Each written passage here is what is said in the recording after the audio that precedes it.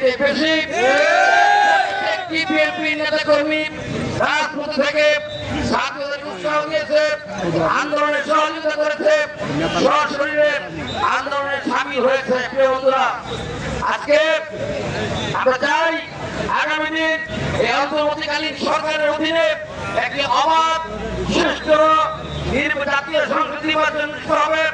সেই নির্বাচনে সকল ভোটার ভোট কেন্দ্রে গিয়ে ভোট দিবে, তার পছন্দের প্রার্থীকে ভোট দেবে।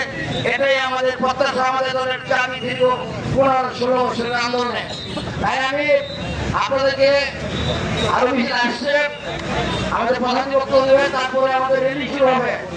আপনারা সকলেই এই র্যালিতে অংশগ্রহণ করবেন। র্যালি শেষে আরেকটি বিক্ষোভ সমাবেশের বক্তব্য হবে, সেক্ষেত্রে প্রধান অতিথি বক্তব্য দেওয়ার কেউ উঠিয়ে দেবে না। আপনারা সবাই র্যালি যাবেন তো? আপনারা দেখান। আমি আর বক্তব্য করতে চাই না, আপনারা এসছেন কষ্ট করে।